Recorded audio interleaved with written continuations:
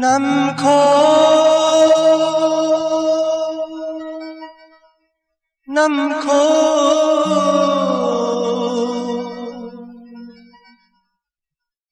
lo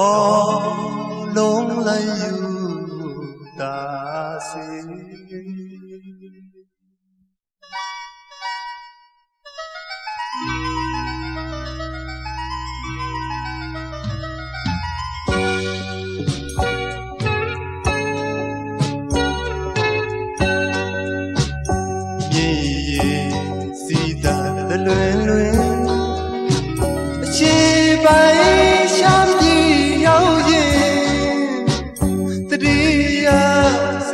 Cháu lì lì tuy lì suy mà biết yên thế đi ghé thế chỉ ghé thế thì yên đi đầy bé tăng lên cháu ngô cô mà mê này nè sáng lì yoa lì thì yoa mà trên na tu lì thì ao luôn lấy xa ghé bông ye bé mía dâu lô toa re bê tu mía phân lô tha ye nhiệt tàn luyện bió sang quê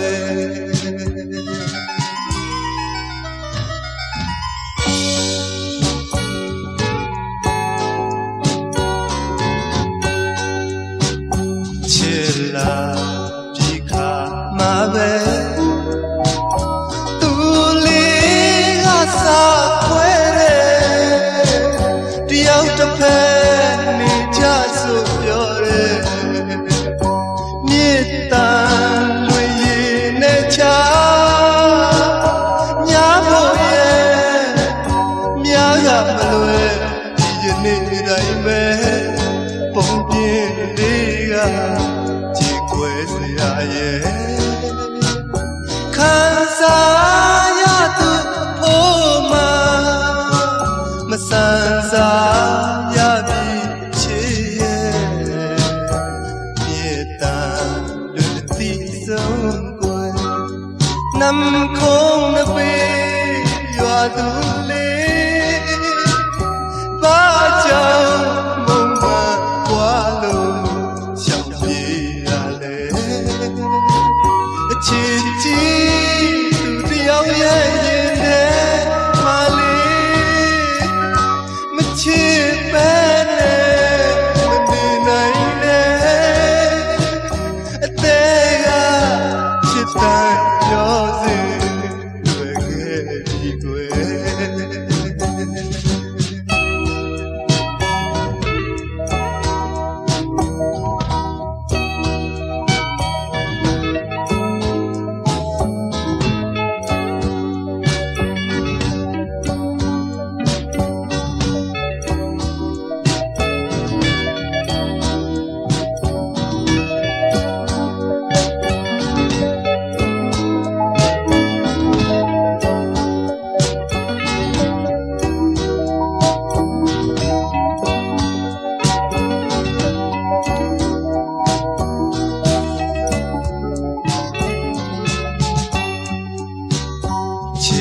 là bị khá mà về tu lý gà xa quê re đi áo tập hè ni cha su yo re nhiệt tàn lùi gì nè cha nhá bộ ye nhá gà mà lùi thì ni đầy về bông biên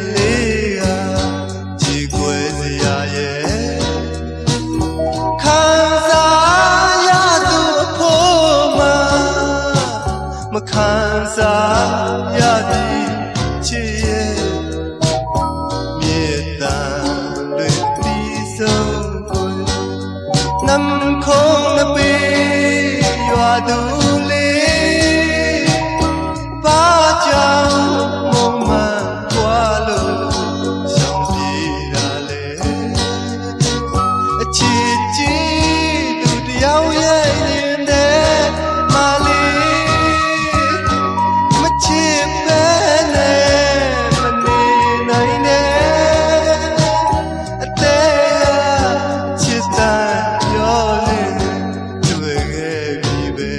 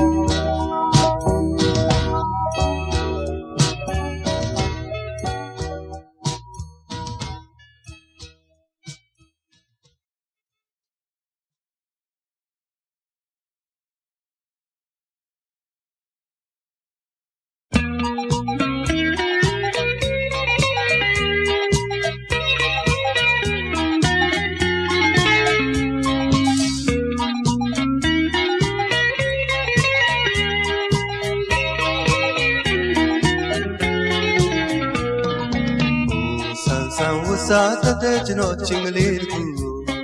jno chit tu ga pyo nai pong ye paso ne tai pong wo ma la ye a phe me de ma chai lo ka do son ba be de kwe mai thui ga sit sin ye jno phit ka le ga kwe twi chi yin do tana tin ba deစိတ်မငြင်းနဲ့တော့ချစ်သူအတွက်မောင်လေးလာခဲ့မယ်ရှမ်းဝတ်စုံလေးနဲ့လာမယ်ပမာမလေးရဲ့စာရတောင်ပေါ်ရှမ်းကလေးတယောက်ပါပဲပစိုးမဝတ်တယ်လို့တို့ရှမ်းယူရရှမ်းပေါင်းဒီရဲ့ရှမ်းတိုက်ပုံရဲ့တကယ်လို့ဝတ်ခဲ့ရင်မင်းမိပါရချီဖြူမယ်ပမာမလေးရဲ့ဒါဆိုမင်းကချင်တတ်မလားရှမ်းပေါင်းပြီးနဲ့ရှမ်းတိုက်ပုံလေးနဲ့စိုက်တယောက်ကိုကတော့ဆိုရဲလို့မပြောနဲ့တော့ကိုယ်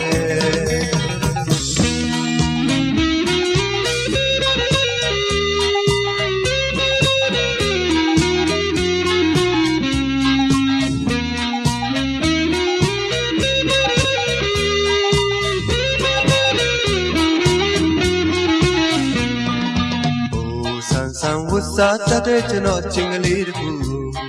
jno chit tu ga pyo nai pong ye paso ne tai pong wo ma la ye phe me de ma chai lo ka do son ba be de kwe mai thui ga sit sin ye jno phit ka le ga kwe twi chi yin do tana tin ba deစိတ်မငြင်းနဲ့တော့ချစ်သူအတွက်မောင်လေးလာခဲ့မယ်ရှမ်းဝတ်စုံလေးနဲ့လာမယ်ပမာမလေးရဲ့စာရတောင်ပေါ်ရှမ်းကလေးတယောက်ပါပဲပစိုးမဝတ်တယ်လို့တို့ရှမ်းယူရချမ်းပေါင်းဒီရဲ့ရှမ်းတိုက်ပုံရဲ့တကယ်လို့ဝတ်ခဲ့ရဲ့မင်းမိပါရချီဖြူမယ်မလေးရဲ့ဒါကိုမင်းကချင်တတ်မလားချမ်းပေါင်းပြီးနဲ့ရှမ်းတိုက်ပုံလေးနဲ့စိုက်တယောက်ကိုကတော့ဆိုရဲလို့မပြောနဲ့တော့ကိုယ်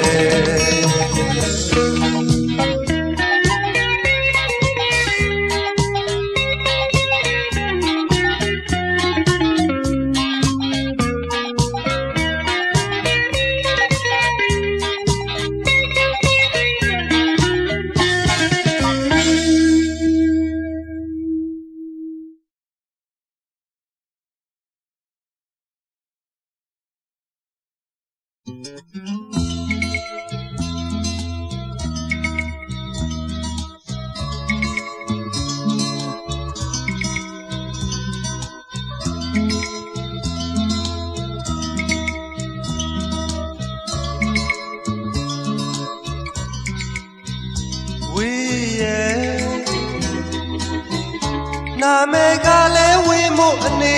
ဝေးတယ်တောင်ညိုပြတန်းကလည်းရှာကလေးမမြောအေးရပတိရေပြင်းနာကဝေးတို့ရဲ့ရွာကလေးကိုလွမ်းနေ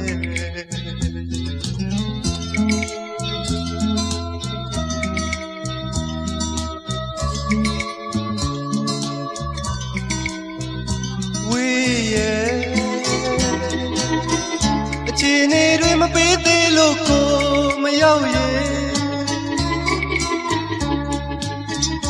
ထွေရာတွေလည်းတွေးလို့မလွမ်းမဆွေးနဲ့တော့မောင်လာရင်ကြားတဲ့အကြောင်းလေးဝေးသီးဖို့ပုံလေးလို့ပြောမယ်လူခိုးဝေးလာရင်လင်းလွမ်းစိတ်ကထိုးတယ်တန်လင်းကိုမောင်ရောက်ခဲ့ရင်လေအေးရောက်ဒီမြကနာမှာဝေးရဲ့မောင်ရဲ့ချစ်တင်တော့ခဲ့ပုံများရဲ့တတိယမိရဲ့ဝေးရဲ့နာမည်ကလည်းဝေးမို့အနေဝေးရဲ့တောင်ညိုပြတန်းကလေးရှာကလေးမမြောအေးရဝတီရေပြင်းနာကဝေးတို့ရဲ့ရွာကလေးကိုလွမ်း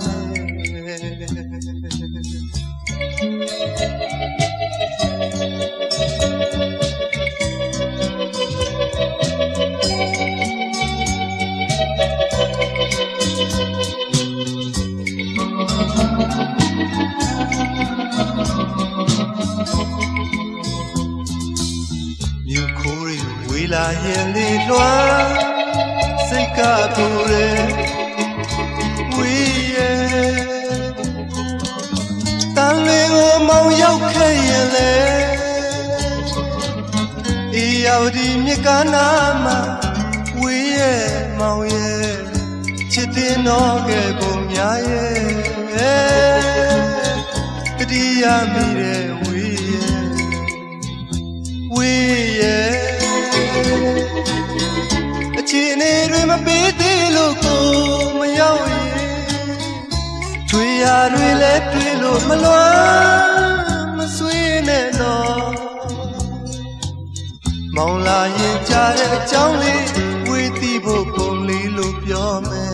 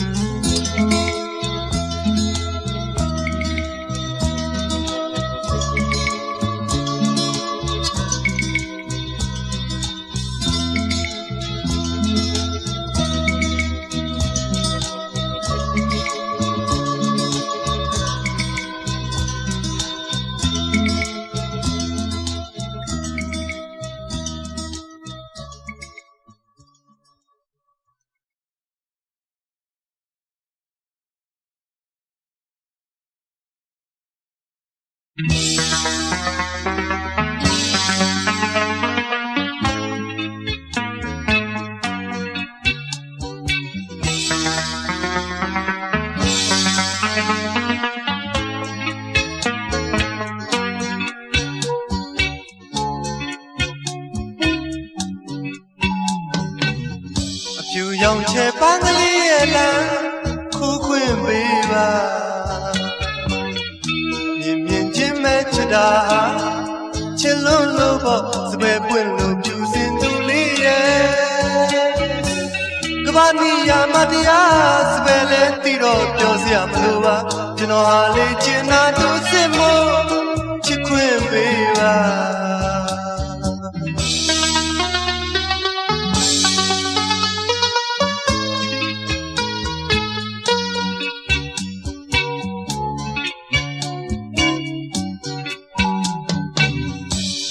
ရောင်ချဲပန်းကလေးရဲ့လမ်းခုခွင့်ပေးပါမြင်မြင်ချင်းမဲ့ချစ်တာဟာချစ်လို့လို့ပေါ့စပယ်ပွင့်လို့ဖြူစင်သူလေးရဲ့ကဘာနီယာမတရားစပယ်လဲတီတော့ပြောစရာမလိုပါကျွန်တော်ဟာလေချင်တာသူစင်မို့ချစ်ခွင့်ပေးပါကျွန်တော်တဲဟာတောင်ပေါ်တဲပါပွင့်လင်းတာနဲ့ကိုပြီးစားပါယူသားတဲ့ချစ်သေးပဲပိုင်တာမြေပြန့်သူစပယ်ဖြူလေးကိုချစ်ကလေးတွေပုံနေမိတာအပြစ်တစ်ခုလို့ထင်မှခဲ့ရင်တောင်းမှပါတယ်မစပယ်ရဲ့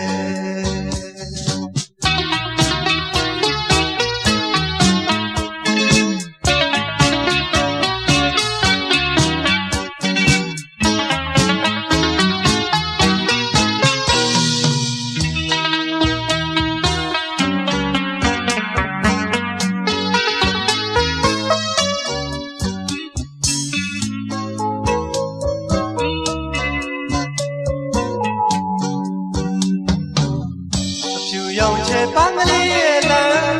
ခုခွင့်ပေးပါမြင်မြင်ချင်းမဲ့ချစ်တာချစ်လို့လို့ပေါ့စပယ်ပွင့်လို့ဖြူစင်သူလေးရဲ့ကဘာနီယာမတရားစပယ်လဲတီတော့ပြောစရာမလိုပါကျွန်တော်ဟာလေကျင်နာသူစစ်မို့ချစ်ခွင့်ပေးပါကျွန်တော်တဲဟာတောင်ပေါ်တဲပါပွင့်လင်းတာနဲ့ကိုပြီးစားပါယူသားတဲ့ချစ်သေးပဲပိုင်တာ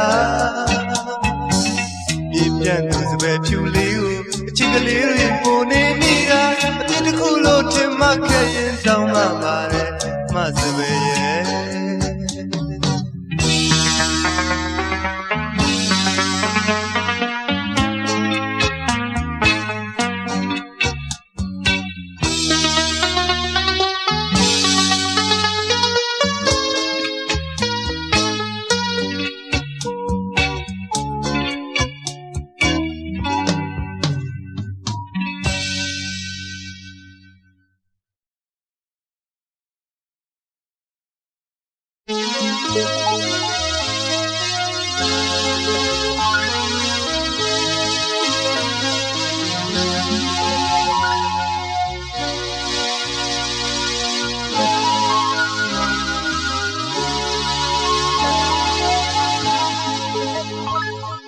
တရားထဲသွားရတဲ့ခရီးလေးကတကယ်ပြင်းစရာသူမပါတော့မမောင်အဖြစ်ကအကြည့်ကြံဆန်လို့နဲ့ယူရမှုတွေတို့အားတာတွေသူလည်းမညှို့ညင်ဘူးပြုစုပေးအချစ်ဆုံးမိန်းကလေးရဲ့အောင်မေတ္တာတဲ့ချစ်ကလေးရဲ့ခရီးသွားမောင်းမှာငိုခြင်းနဲ့ဒီတစ်ခါတော့ကြုံတယ်လို့ပဲလေနောင်များခရီးသွားတော့မင်းမြဲတမ်းလိုက်စမ်းပါ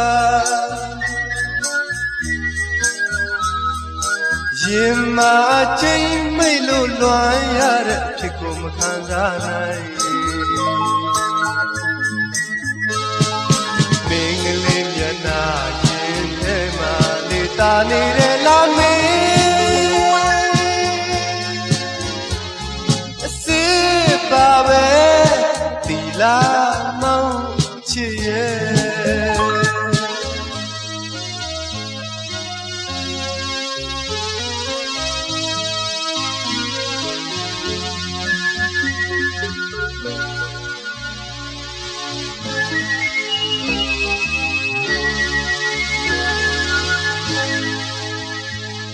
တရားထဲသွားရတဲ့ခရီးလေးကတကယ်ပြင်းစရာသူမပါတော့မမောင်ဖြစ်ကအတိ ကြံစမ်းလို့နဲ့ယူရမှုတွေလိုအားတာတွေသူလေးမညှို့ညင်ဘူးပြုစုပေးချစ်ဆုံးမိန်းကလေးရဲ့အောင်မေ့ရတဲ့ချစ်ကလေးရဲ့ခရီးသွားမောင်းပါမို့ခြင်းနဲ့ဒီတစ်ခါတော့ကြုံတယ်လို့ပဲလေနောင်များခရီးသွားတော့မင်းမြဲတမ်းလိုက်စမ်းပါရင်မာချိန်မိတ်လို့လွှမ်းရတဲ့ဖြစ်ကိုမခံစားနိုင်မင်းကလေးမျက်နှာရင်ထဲမှာလေးတာနေတဲ့လားမင်းအစစ်ပါပဲပြီလားမောင်ချစ်ရဲ့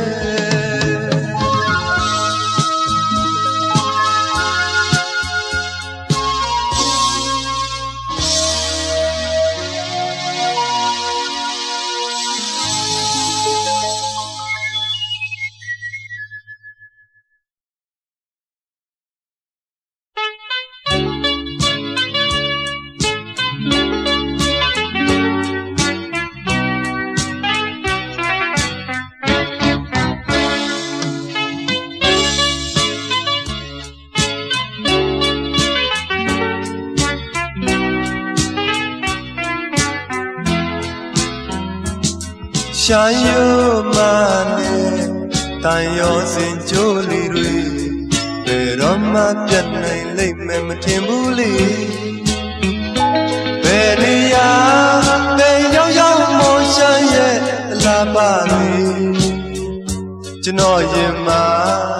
မဟောင်းတဲ့စေးရည်ပကြည်လိုပါဒီသမားလေးမို့မြေပြန့်ကိုလည်းချစ်တာမြို့ကြီးရောမြို့ငယ်တော်ရွာအစုံရောက်နေ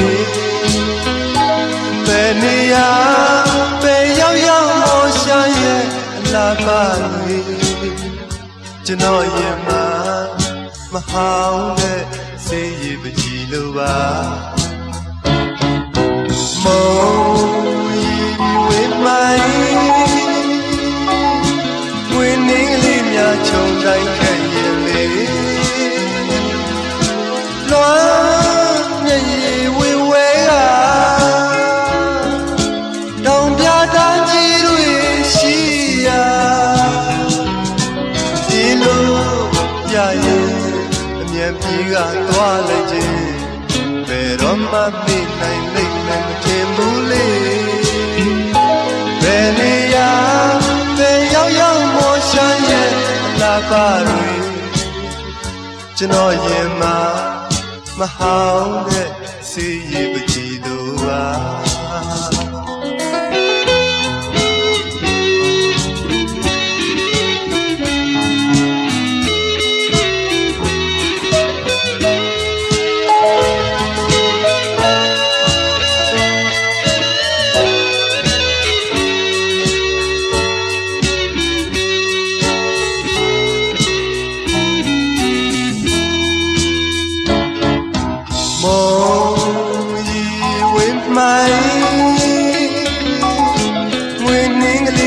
ချုံတိုင်းခဲ့ရင်လေလွှမ်းမြေဝေဝဲကတောင်ပြတာကြီးတွေရှိရာပြေလို့ရရင်အမြန်ပြေးကသွားလိုက်ခြင်းဘယ်တော့မှမေ့နိုင်လိမ့်မယ်မထင်ဘူးလေဘယ်နေရာဘယ်ရောက်ရောက်မောရှာရဲ့လာပါကျွန်တော်ရင်မှာမဟောင်းတဲ့စေးရည်ပကြည်လိုပါ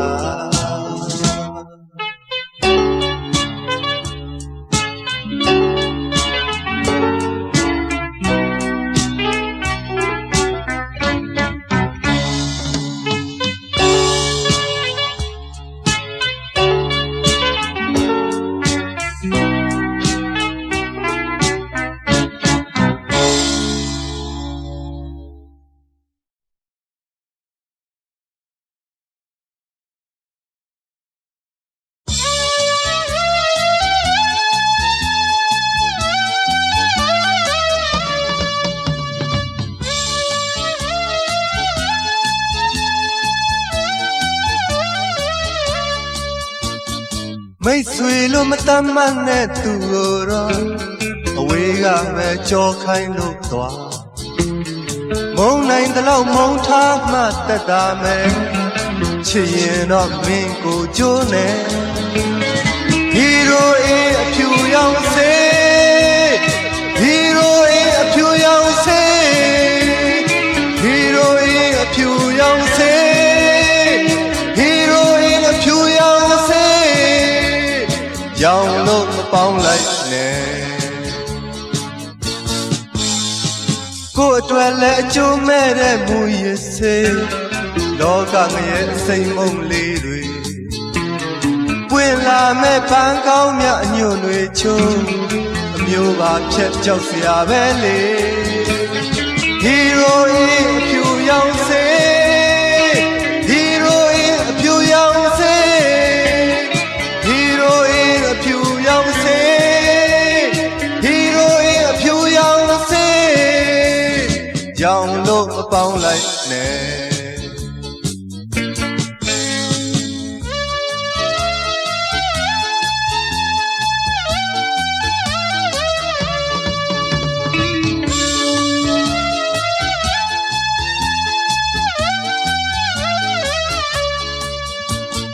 မိတ်ဆွေလို့မတမ်းမှတ်တဲ့သူကိုတော့အဝေးကပဲကြောခိုင်းလို့သွားမုံနိုင်တလောက်မုံထားမှတက်တာမယ်ချစ်ရင်တော့မင်းကိုကြိုးနေ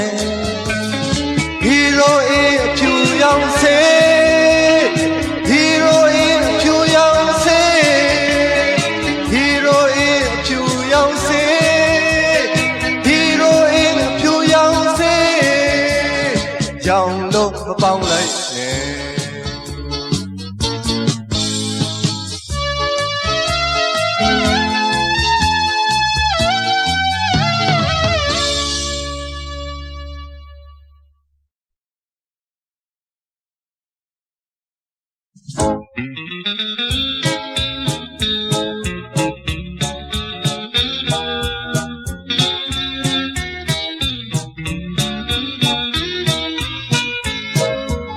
ကျွန်တော်လာရင်သူလေးမန္တလေးရှမ်းသမင်းဆိုင်ခေါ်သွားတဲ့အမြဲအတူထိုင်ကချင်းနာနာရှမ်းသမင်းဆိုင်ရင်တွေခွန်ကြွေးတာပဲမန္တလေးရဲ့ရှမ်းပြည်ချောင်းကြီးတွေပါဝါအမြဲတမ်းပဲကျွန်တော်လာနေပါတယ်မန္တလေးသူလေးရဲ့သိချစ်တာပဲကွယ်ဆိုင်တဲ့ကတကယ်ပဲဆွဲလာနေမန္တလာသူကျင်နာတာတွေကျွန်တော်အတွက်အားစေလို့တကူထက်တာပဲတောင်ပေါ်ကိုမပြန်ခင်မန္တလေးရှမ်းသမင်းဆိုင်ခေါ်သွားပါကွယ်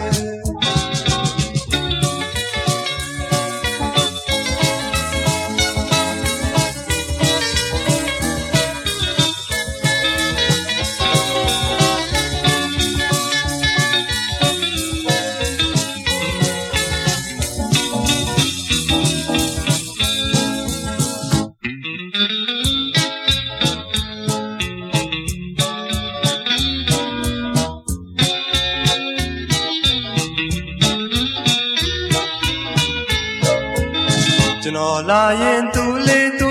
မန္တလေးရှမ်းသမင်းဆိုင်ခေါ်သွားတဲ့အမြဲအတူထိုင်ကချင်းနာနာရှမ်းသမင်းဆိုင်ရင်တွေခွန်ကြွေးတာပဲမန္တလေးရဲ့ရှမ်းပြည်ချောင်းကြီးတွေပါဝါအမြဲတမ်းပဲကျွန်တော်လာနေပါတယ်မန္တလေးသူတာပဲကွယ်ဆိုင်တဲ့ကတကယ်ပဲဆွဲလာနေမန္တလာသူကျင်နာတာတွေကျွန်တော်အတွက်အားစေလို့တကူထက်တာပဲတောင်ပေါ်ကိုမပြန်ခင်မန္တလေးရှမ်းသမင်းဆိုင်ခေါ်သွားမယ်ကွယ်မန္တလေးရဲ့ရှမ်းပြည်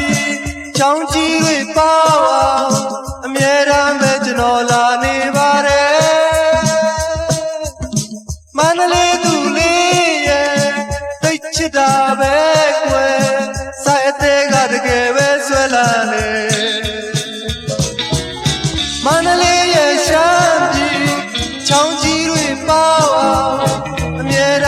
ကျွန်တော်လာနေပါတယ်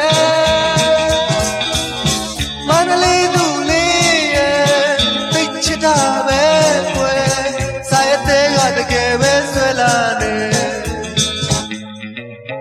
မန္တလေးရဲ့ရှမ်းပြည်ချောင်းကြီးတွေပေါ့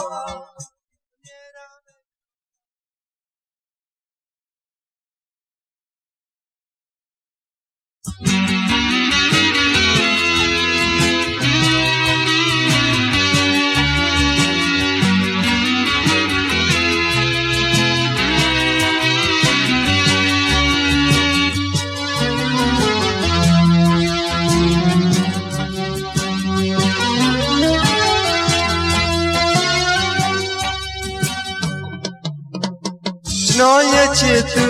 ဖြစ်ခဲ့ဘူးတဲ့လူရဲ့နာမည်ထွေး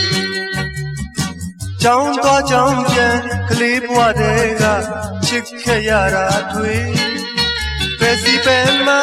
ပဲသွားလေးနှစ်ယောက်ထဲမခွဲဘူးပြောတယ်နော်အကျဉ်းသာဆိုတာ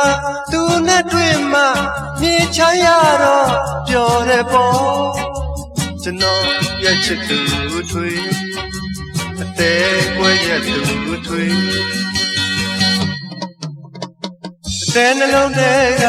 ချစ်ခဲ့ရလို့ကြည်တင်မဲ့ထွေးတယောက်အချစ်တယောက်ကနားလဲကြရင်ဝေးဖို့မရှိပါထွေးကိုယ်ပိုင်ချိန်မှာနှစ်ယောက်ထဲတွေ့ကြပြန်ခွဲရမှာမလိုပါဘူးကြည်သာချိုးတကားချစ်စကားလေးနဲ့ပြောမလားမေးတော့နင်းလေးပြေကျွန်တော်ရဲ့ချစ်သူထွေးအသေးကွဲရဲ့သူထွေး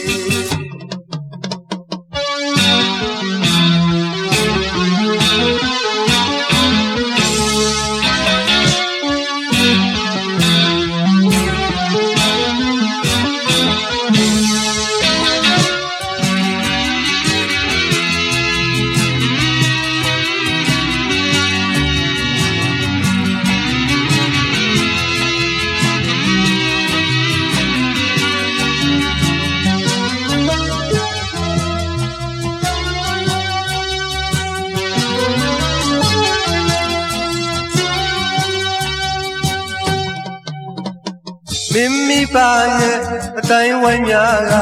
တို့ကိုညိုညင်ပြီးမင်းနဲ့တို့ကိုမဝေးဝေးအောင်ကြားလေးဆောင်စေပြီးမချင်ညာသေးချာပြန်ထွက်ကြည့်ရင်ငါရဲ့ဘဝကတုံညလေး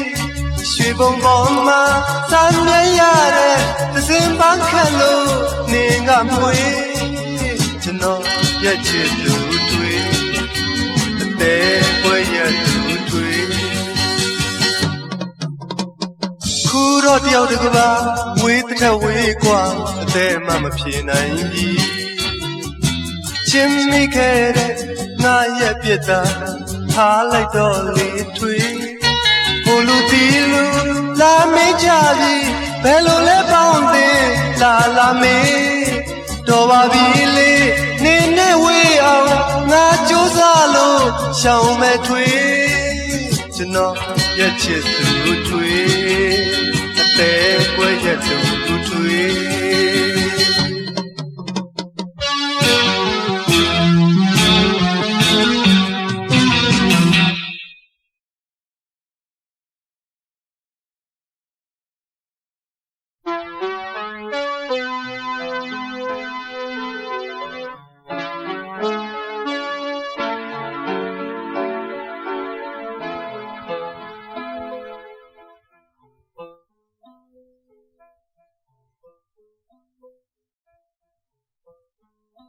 တောင်ပြတာတွေကြာကားမောင်းသမားရင်တဲ့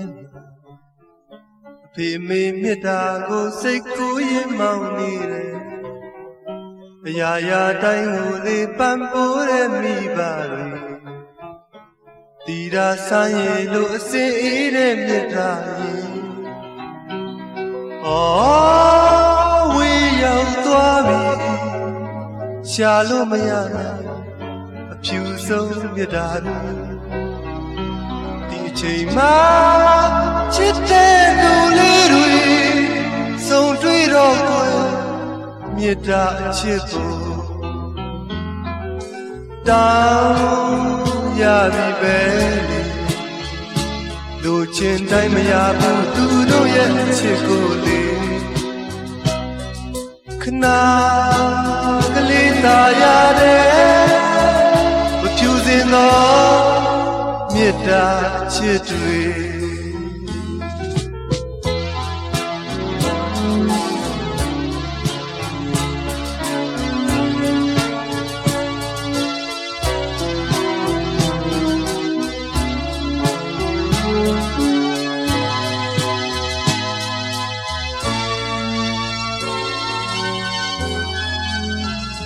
ဖြူစင်တဲ့ချစ်များလက်ဖြတ်ဖို့မလိုဘူးလေ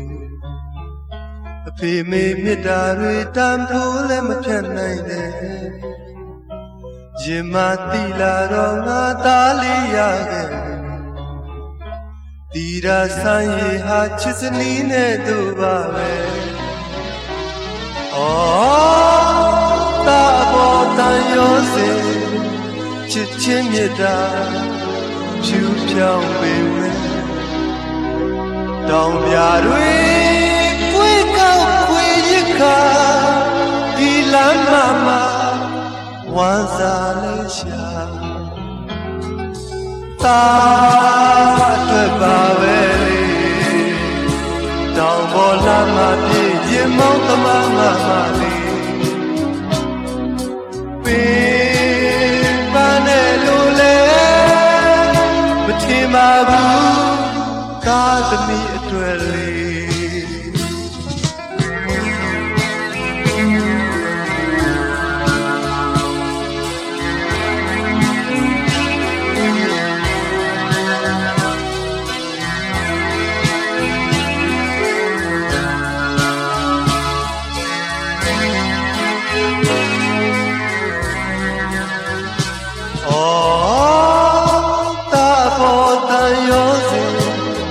ချစ်ချင်းမြတ်တာ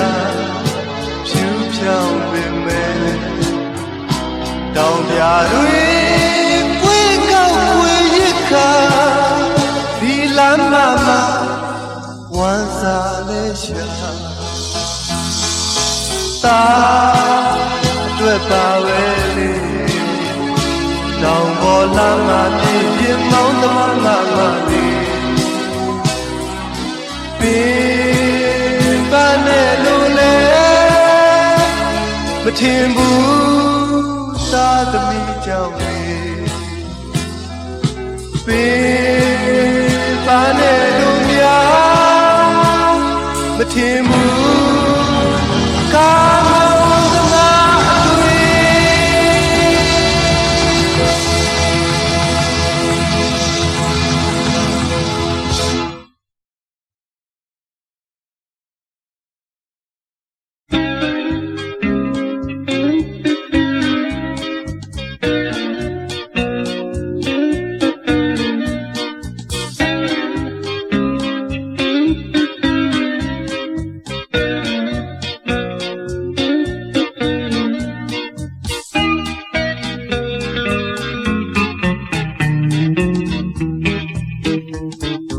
လိုင်းတွေကိုစီးလို့လေပြုံးလို့ပြောမဆုံးမေ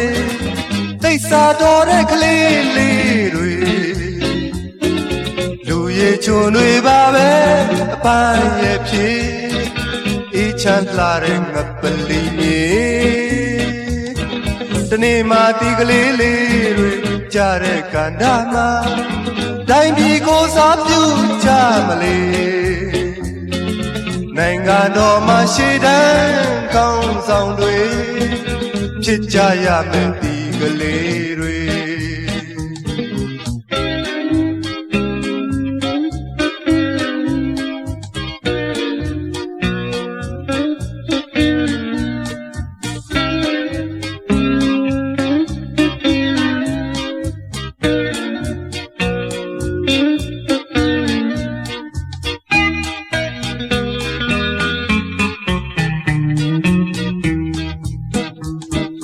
လိုင်းတွေကို လို့စီလို့လေပြုံးလို့ပြောမဆုံးမေ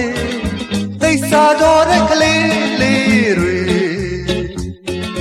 လူရည်ချုံတွေပါပဲအပန်းရဲ့ဖြစ်အေးချမ်းလာတဲ့ငပလီတနေ့မှဒီကလေးလေးတွေကြားတဲ့ကန္နာမှာတိုင်းပြည်ကိုစားပြုကြမလေနိုင်ငံတော်မှာရှေ့တန်းကောင်းဆောင်တွေဖြစ်ကြရမယ်ဒီကလေးတွေ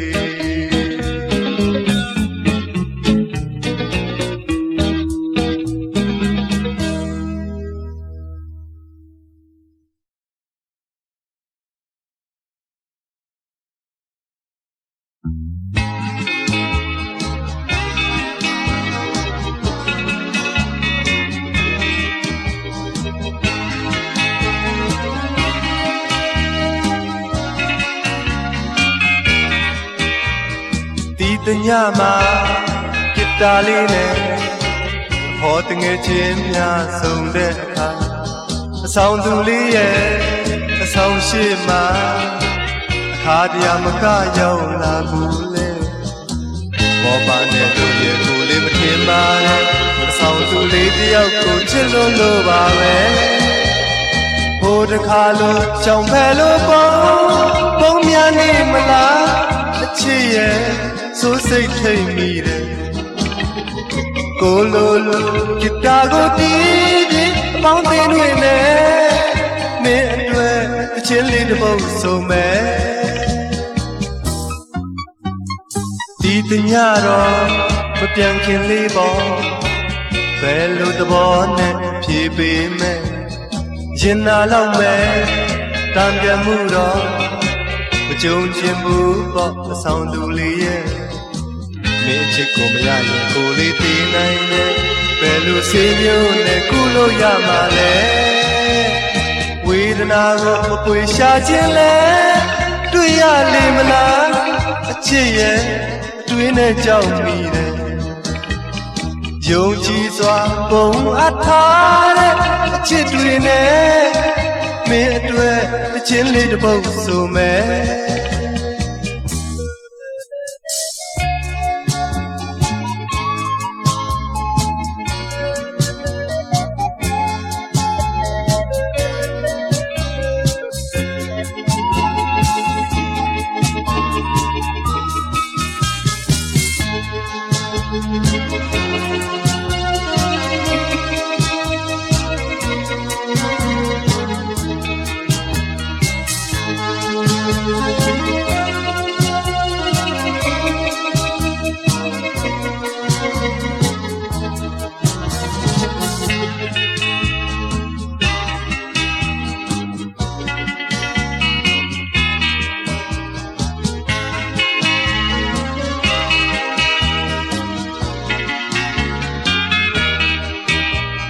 ဒီတညမှာဂစ်တာလေးနဲ့အဖေါ်တငယ်ချင်းများဆုံတဲ့အခါအဆောင်သူလေးရဲ့အဆောင်ရှိမှာအခါတရမကရောက်လာဘူးလေမောပါနဲ့တို့ရဲ့ကိုလေးမထင်ပါနဲ့အဆောင်သူလေးတယောက်ကိုချစ်လို့ပါပဲဟိုတခါလို့ရှောင်ဖယ်လို့ပုံများနေမလား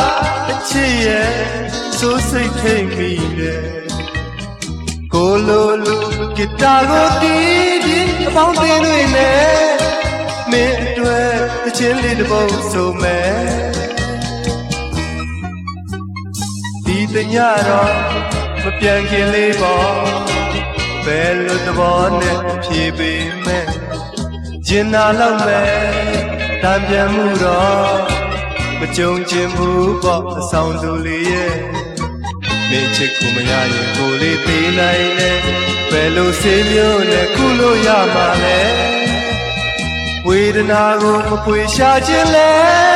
တွေ့ရလိမ့်မလားအချစ်ရဲ့အတွင်းနဲ့ကြောက်မိတယ်ယုံကြည်စွာပုံအပ်ထားတဲ့အချစ်တွေနဲ့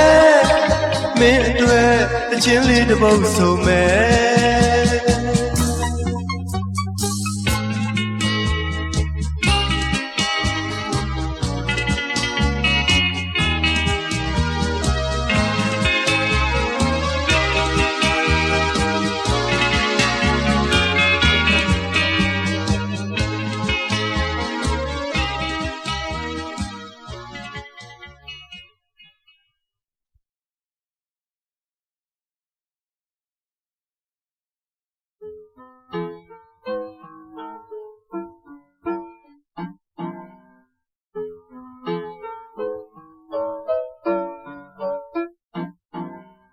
December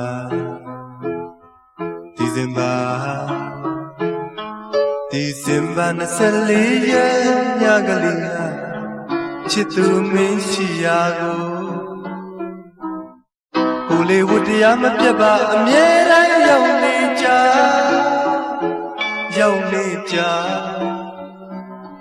December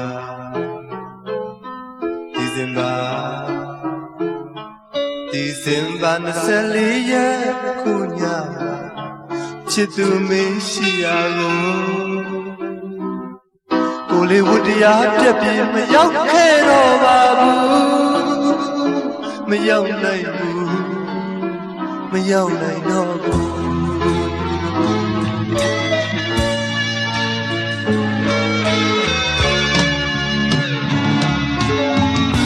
မျောနေရောမယ်ချစ်ဆုံးရဲ့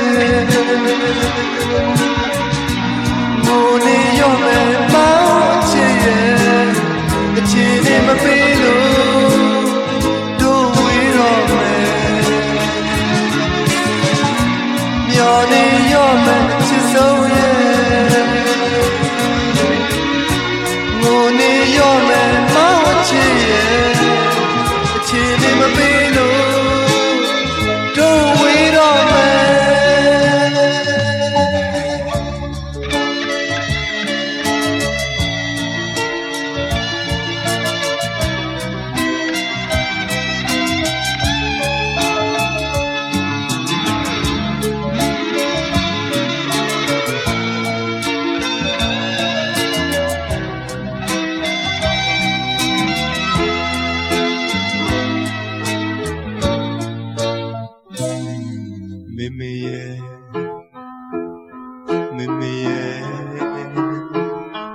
December 23ရက်မနေ့ဖက်တို့မိသားစုတွေကိုကဘာမြေလူအတိုင်းဝိုင်းမှာထားရခဲ့လေပြီအိမ်ပြောသွား December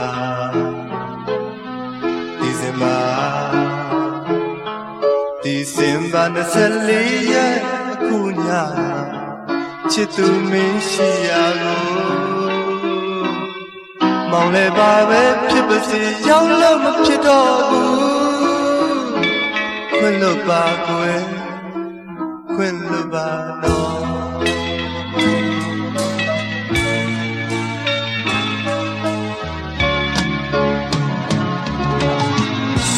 မျောနေရောမယ်ချစ်ဆုံးရဲ့ငိုနေရောမယ်မောင်ချစ်ရဲ့အချစ်နဲ့မပေးလို့တို့ဝေးတော့မယ်မျောနေရောမယ်ချစ်ဆုံးရဲ့ငိုနေရောမယ်မောင်ချစ်ရဲ့အချစ်နဲ့မပေးလို့တို့ဝေးတော့မယ်မျောနေရောမယ်ချစ်ဆုံးရဲ့ငိုနေရောမယ်မောင်ချစ်ရဲ့အချစ်နဲ့မပေးလို့တို့ဝေးတော့မယ်မျောနေရောမယ်ချစ်ဆုံးရဲ့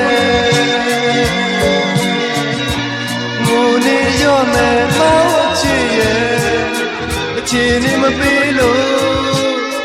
တို့ဝေးတော့မယ်မျောနေရောမယ်ချစ်ဆုံးရဲ့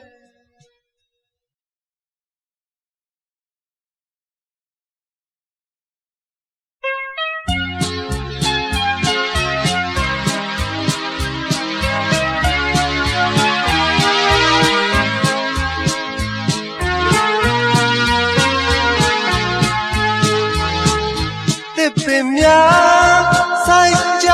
ပါစိမ့်လန်းတဲ့တစ်တော်များญาတိများပြတ်မသွားရအောင်စွမ်းရှိတဲ့တဘာဝတစ်ခုပါအရေးကိုလည်းပေးသေးတာအပြီးများလည်းတို့စားရမှာ တကာတကယ်တုံးကြတာစိမ့်လန်းတဲ့အပင်များဆိုင်ပါ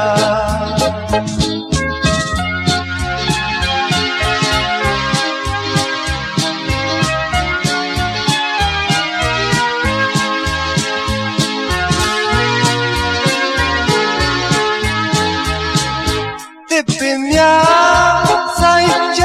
ပါစိမ့်လန်းတဲ့တစ်တော်များ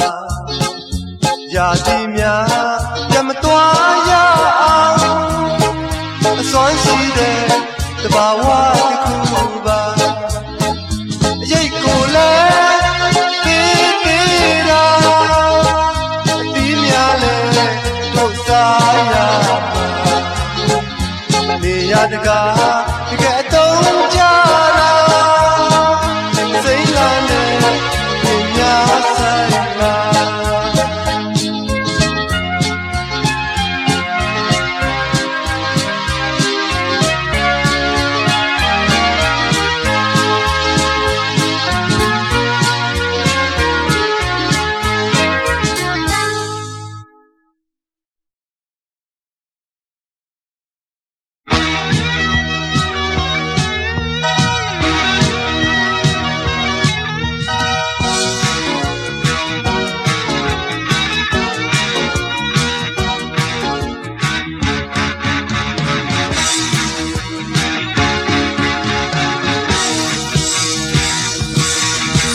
စင်မပြေတာလေးတစ်ခုနဲ့ကိုယ်ပေါ်ခါခါတီးတီးမုံသွားရတယ်လားပြန်လေကပဲစဉ်းစားတဲ့နဲ့မင်းချဘူးလဲပြောပြရမှာပဲရှင်းပြင်းကစင်ရဲ့ပြမတစ်ခါကိုတစ်ခါစင်မကြိုင်ပြမပြေလေအောင်ဖြည့်ရှင်းတာပဲစစ်ပြင်းနေပါလေးစဉ်းစားကြည့်ပါမဖြစ်စလောက်အဖြစ်မို့ခွင်လွတ်လိုက်ပါလားဒီလိုပါပဲတမီးစားတွေအမြဲတမ်းစိတ်ကောက်နှလုံးသားပြတ်တနာများတောင်းပါလို့မရရင်လေခွင်လို့ရင်ကိုယ်လေးချင်းမြေရာကိုတွားခွင့်ပေးပါတော့ချစ်တယ်ဒီကဘာရင်မြေဆုံးစေအယူခံမဝေတော့ဘူးလေ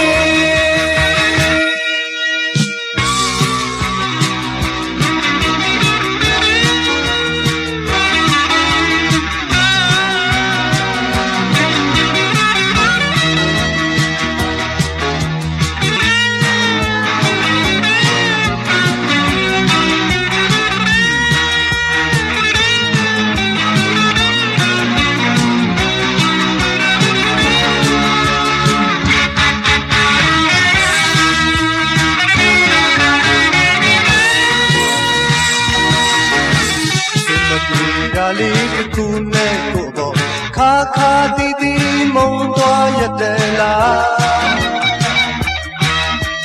ပြန်လေကပဲစဉ်းစားတဲ့နဲ့မင်းချဘူးလဲပြောပြရမှာလေရှင်းပြရင်ကစ်မြေပြမတစ်ဖက်ကိုတစ်ဖက်စစ်မပြိုင်ပြမပြေလေအောင်ဖြည့်ရှင်းတာပဲစစ်ပြေးနေပါခါနာလေးစဉ်းစားကြည့်ပါမဖြစ်စလောက်အဖြစ်မို့ခွင်လွတ်လိုက်ပါလားဒီလိုပါပဲတမီးစားတွေအမြဲတမ်းစိတ်ကောက်နှလုံးသားပြတ်တနာများတောင်းပါလို့မရရင်လေခွင်လို့ရင်ကိုယ်လေးချင်းမြေရာကိုတွားခွင့်ပေးပါတော့ချစ်သူရဲ့ကဘာရင်